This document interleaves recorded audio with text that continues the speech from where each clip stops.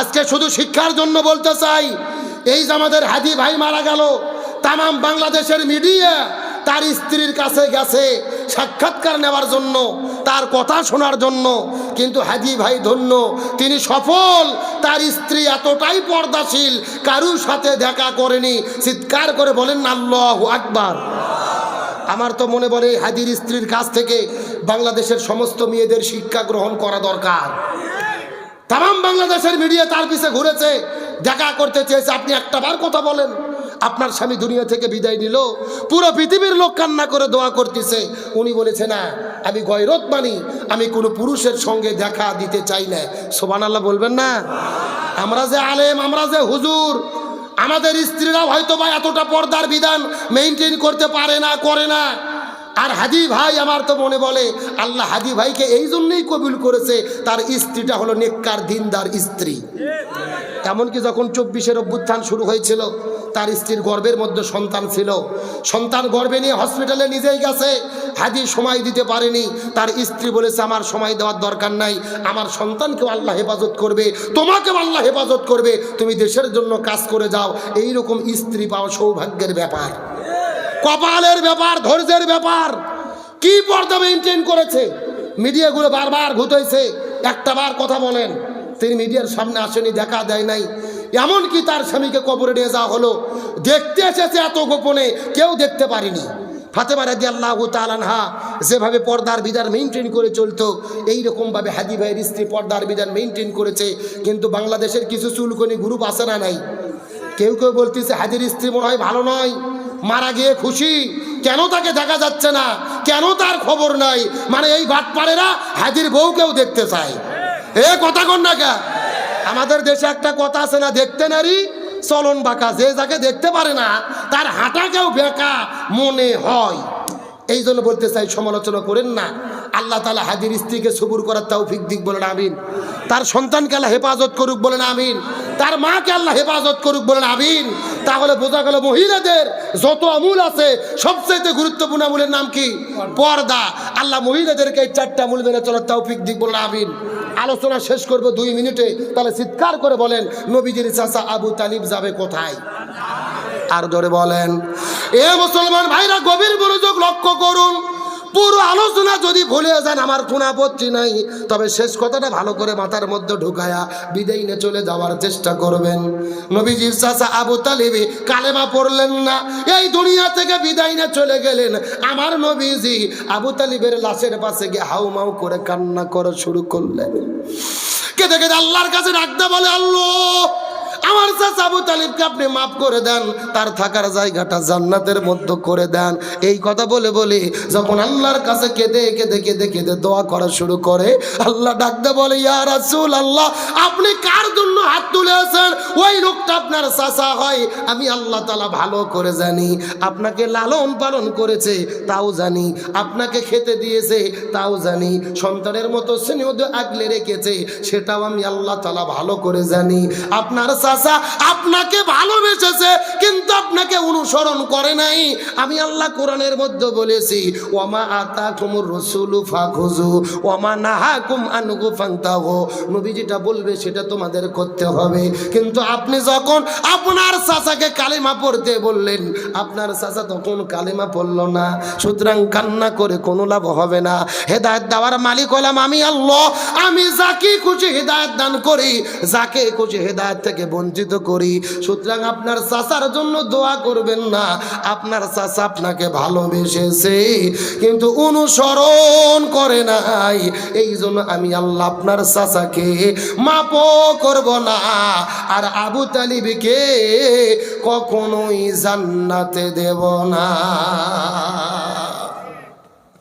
এ জামালপুরে মুসলমান, এখান থেকে কি বোঝা গেল? আলোচনা শুনে শুধু কান্না করলে হবে না, এই আলোচনার দ্বারা আমাদের শিক্ষাটা মাথার মধ্যে ঢোকাতে হবে।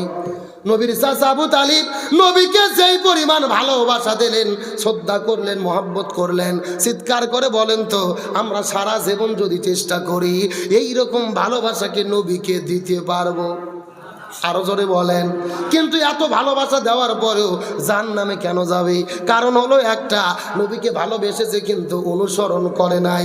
এখান থেকে শিক্ষা দাঁড়ালো, এই বাংলাদেশের ভেতরে 90% মুসলমান আমরা মুখে মুখে নবীকে ভালোবাসার দাবি করি, মসজিদের ভেতরে নবীর প্রতি দরুদ পড়ি, ইয়ে নবী সালাম আলাইকা বলি, গরম গরম জিলেপি আর খিচুড়ি খাই, নবীর উম্মাত বলে দাবি করি, কিন্তু নবীর আদর্শ মানি না, নবীর আদর্শ দিয়ে জীবন চালাই না, নবীর আদর্শ দিয়ে পরিবার চালাই না, নবীর আদর্শ দিয়ে সমাজ চালাই না, নবীর আদর্শ দিয়ে রাষ্ট্র পরিচালনা করি না। বরং যারা জমিনের ভেতরে নবীর আদর্শে রাষ্ট্র কায়েমের আন্দোলন করে, যতটুকু পারি তাদের বিরোধিতা করার চেষ্টা করি। আমার কথা ক্লিয়ার? যারা শুধু মুখে মুখে নবীকে ভালোবাসবে, কোনো কাজ হবে না। আমার নবী হাদিসে বলেন, ইকরার বিল লিসান, মুখ দিয়ে বলতে হবে, তাসদিক বিল জিনান, অন্তর দিয়ে ধারণ করতে হবে। 3 নম্বর আমুল বিল আরকান, কাজের মাধ্যমে তা প্রমাণ করে দিতে হবে।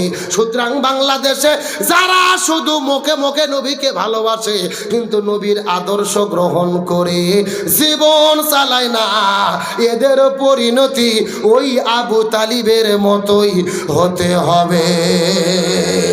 আরো জোরে বলেন।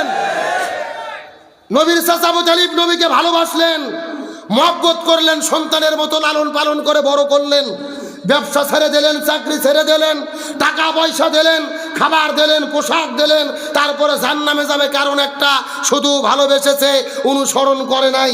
এখান থেকে বোঝা গেল, এ জামালপুরের মুসলমান, এই বাংলাদেশে যারা নবীকে নবীর উম্মাত বলে দাবি করে, মুখে মুখে নবীর ভালোবাসার কথা বলে, কিন্তু নবীর আদর্শ দিয়ে নিজেও চলে না, রাষ্ট্রের ভেতরে নবীর আদর্শ কায়েমের আন্দোলন করে না, এদের পরিণতি আবু তালিবের মতোই হতে হবে।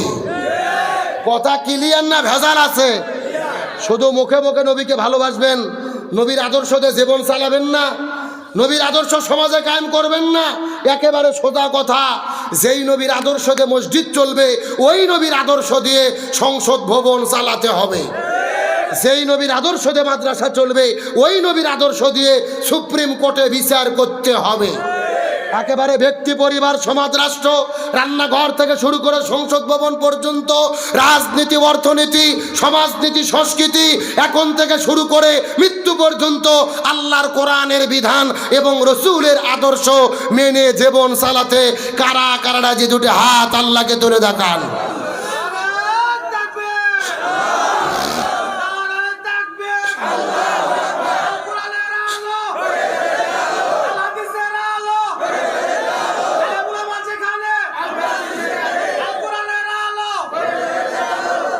আল্লাহ কবুল করুক, বলেন আমিন। এখন নবীকে যদি আমরা অনুসরণ করি, নবীর আদর্শ মানি, আমাদের জন্য পুরস্কার আছে না নাই? হ্যাঁ, কি পুরস্কার এটা বলেই শেষ। নবীর আদর্শ গ্রহণ করলে আল্লাহ কি পুরস্কার দেবে জানতে মন চায় না? আমার বন্ধুগণ, মুসলমান ভাইরা, গভীর মনোযোগ লক্ষ্য করুন। নবীর অনুসরণ করে নবীর আদর্শ গ্রহণ করলে আল্লাহ তাআলা 2টা পুরস্কার দেবে। পুরস্কারগুলো কি কি?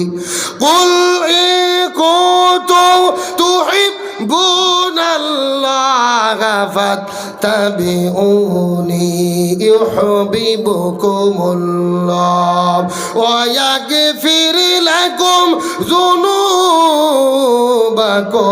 ওয়াল্লাহু গফুরুর রহিম।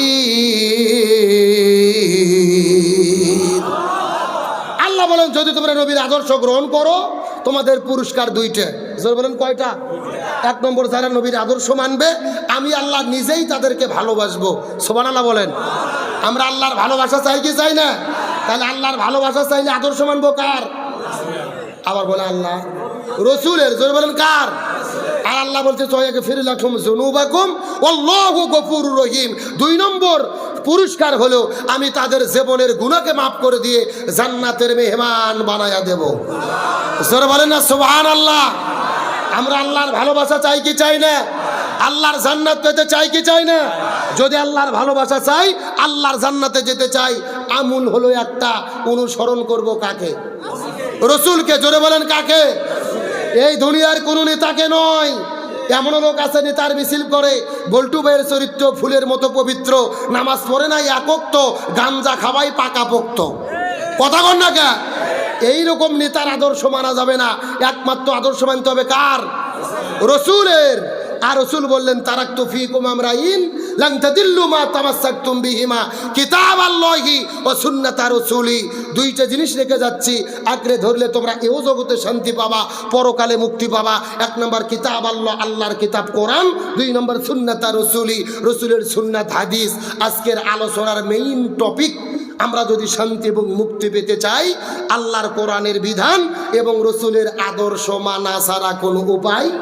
তাই আসুন আমরা সিদ্ধান্ত গ্রহণ করি, এখন থেকে মৃত্যু পর্যন্ত আল্লাহর কোরআনের বিধান এবং রসুলের সুন্নাহ আদর্শ মেনে জীবন চালাবো। আল্লাহ তৌফিক দিক, বলেন আমিন।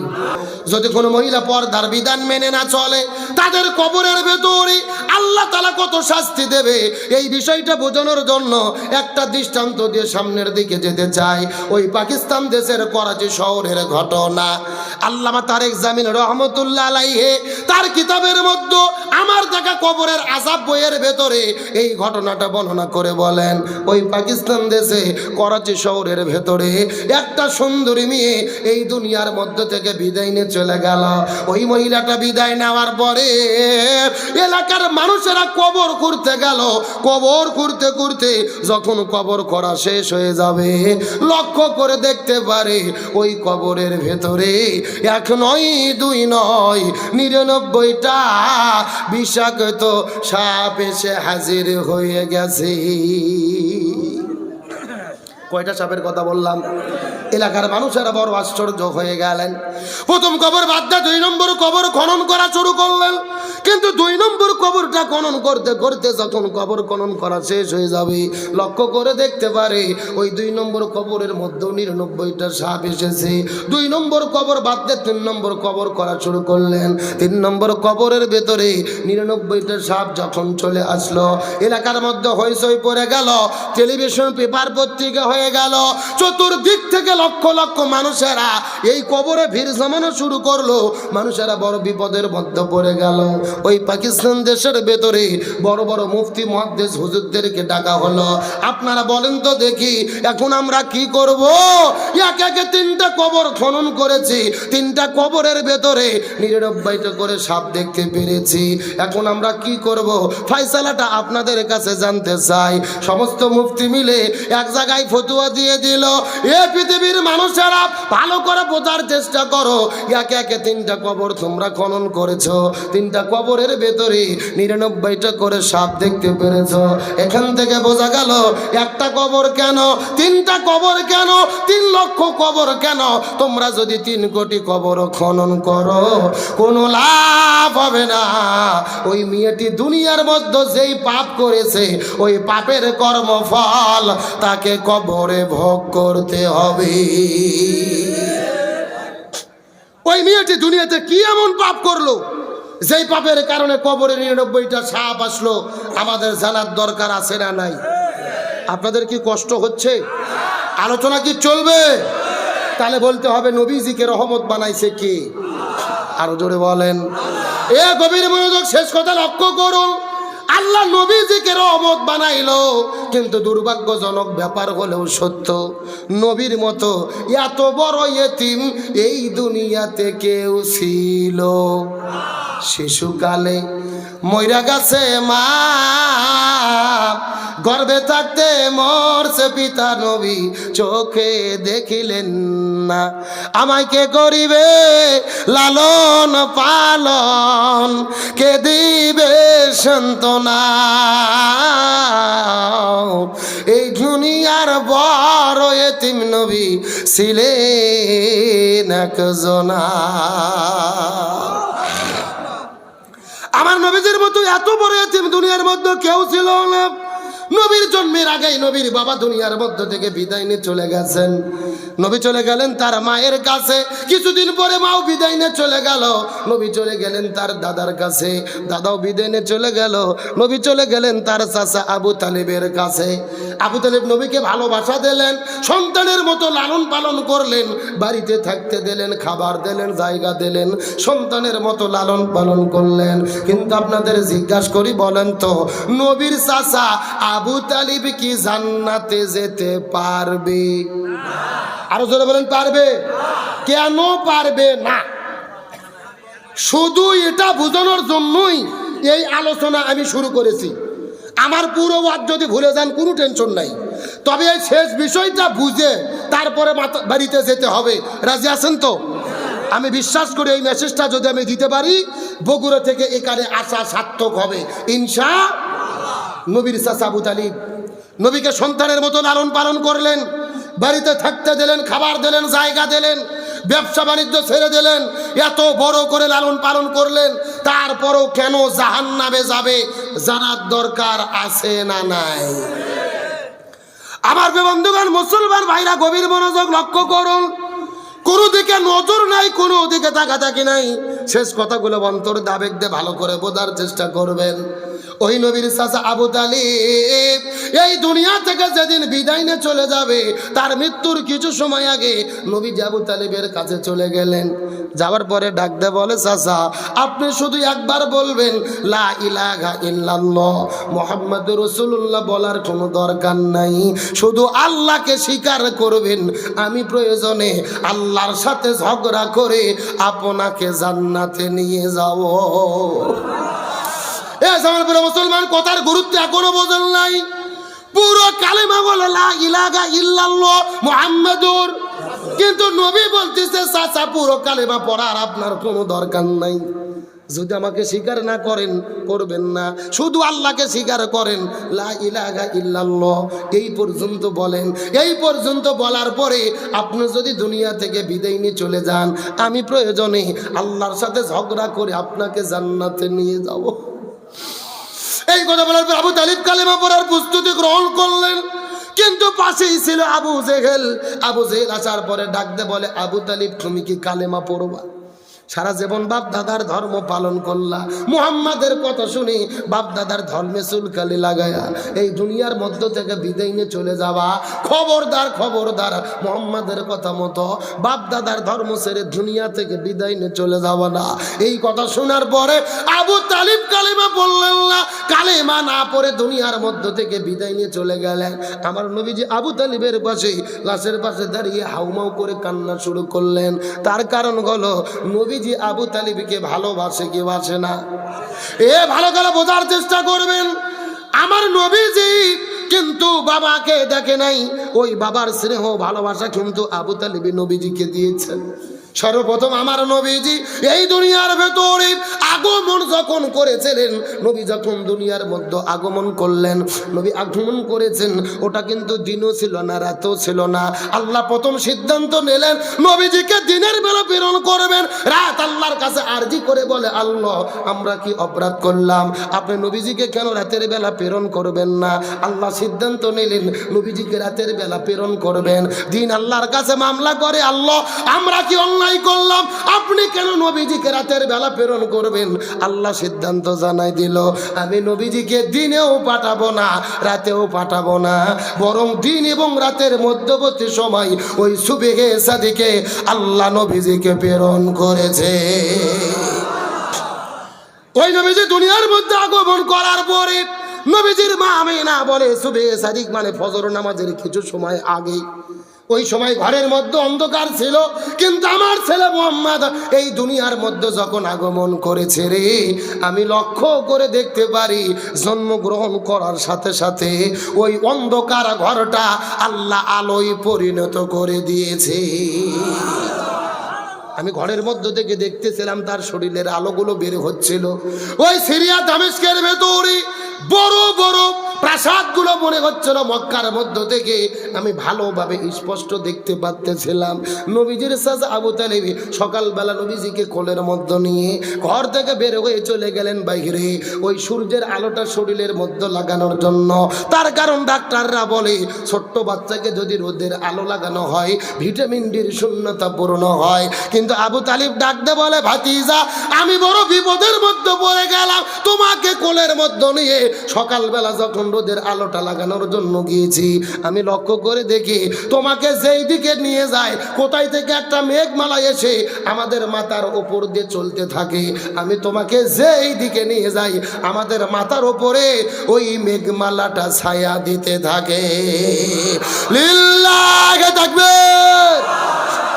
আবু তালিব একদিন নবীকে ডাকতে বলে, ভাতিজা তুমি কি জানো একদিন গভীর রজনীতে তুমি যখন হাউমাউ করে কান্না করা শুরু করে দিয়েছিলে, আমি তোমার কান্নাটা বন্ধ করার জন্য কোলের মধ্যে নিয়ে যখন বাইরে বের হয়েছিলাম, ওই চাঁদের আলোটা তোমাকে দেখায় কান্না থামাবো, কিন্তু তুমি কান্নাটা যখন থামালে না, আমি লক্ষ্য করে দেখি ওই আকাশের চাঁদ আসমান থেকে নামা শুরু করলেন। নামতে নামতে নামতে নামতে নামতে লক্ষ্য করে দেখি একেবারে তোমার বুক বরাবর চলে এসেছে।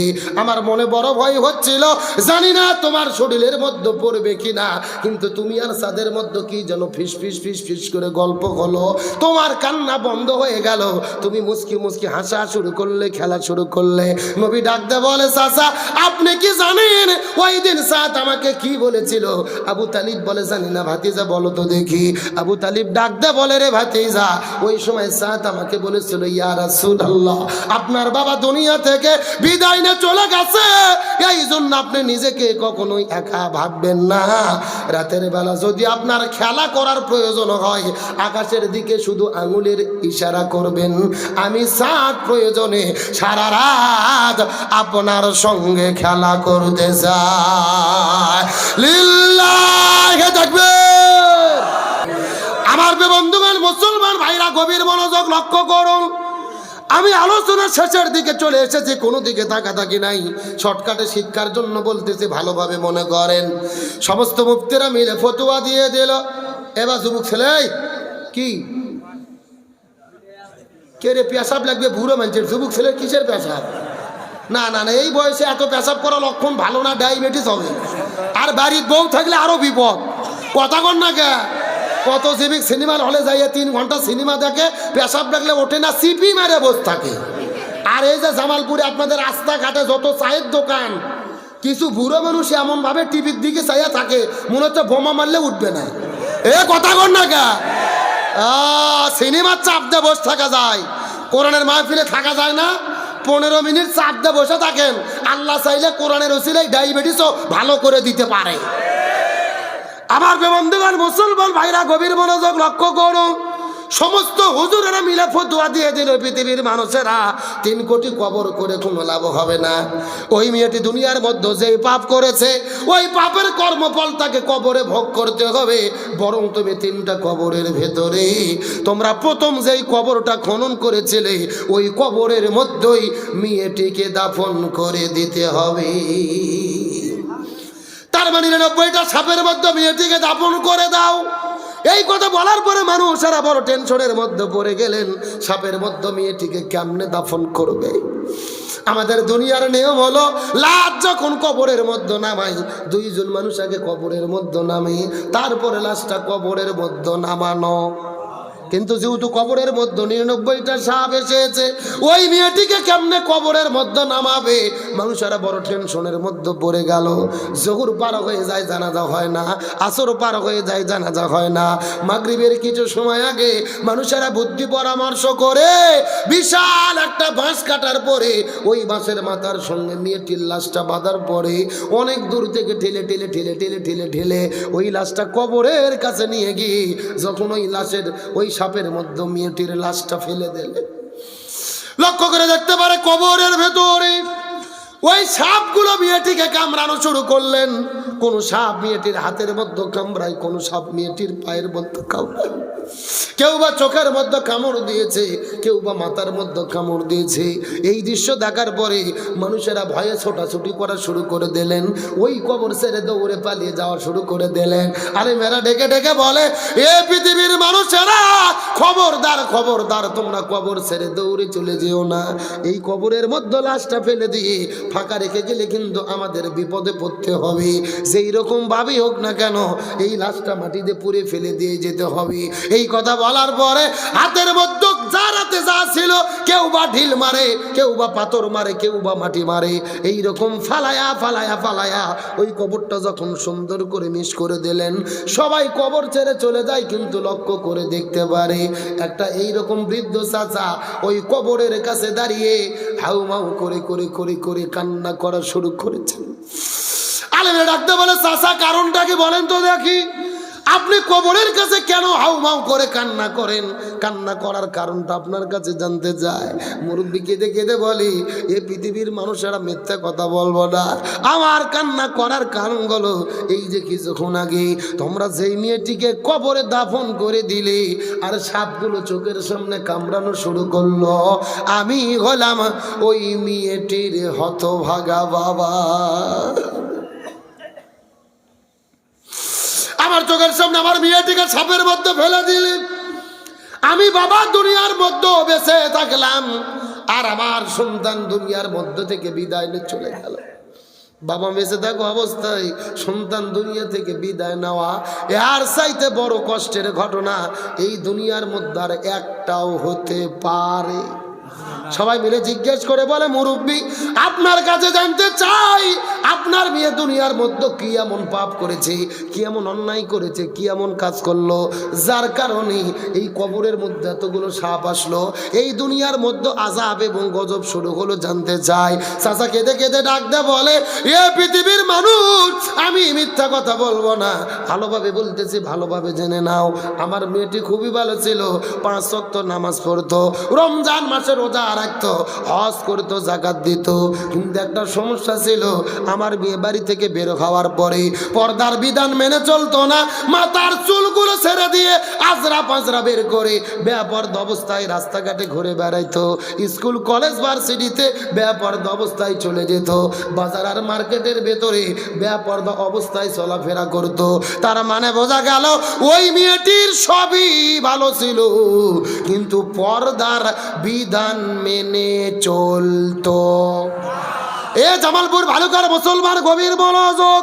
তাহলে ওই মেয়েটি এত ভালো ভালো কাজ করে শুধু পর্দার বিধান না মানার কারণে কবরের মধ্যে যদি দুনিয়ায় আযাব এবং গজব হয়, এই জামালপুরে এই ভালুকার ভেতরে যেই মহিলাগুলো ভালো ভালো আমল করবে কিন্তু পর্দা করবে না, তাদের কবরের ভেতরেও এই রকম আযাব এবং গজব হওয়ার সম্ভাবনা আছে না নাই?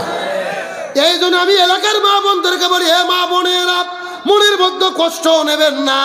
আমি আপনাদের ছেলের মতো, আমি আপনাদের সন্তানের মতো, কারুবা ভাইয়ের মতো আপনাদের জন্য 4টা মূলের কথা বলেছি। 1 নম্বর নামাজ, 2 নম্বর রোজা, 3 নম্বর স্বামীর খেদমত, 4 নম্বর পর্দা। এই 4টা আমল আপনারা করবেন। আপনাদের 2 পায়ে হাত দিয়ে অনুরোধ করে পেলাম, এই 4টা আমল করলে আল্লাহ 8টা জান্নাতের দরজা খুলে দেবে। যেই দরজা পছন্দ ওই দরজা দিয়ে আল্লাহর জান্নাতে চলে যাবে। তাহলে বোঝা গেল মহিলাদের জন্য সবচাইতে গুরুত্বপূর্ণ হলো পর্দা মেনে চলা।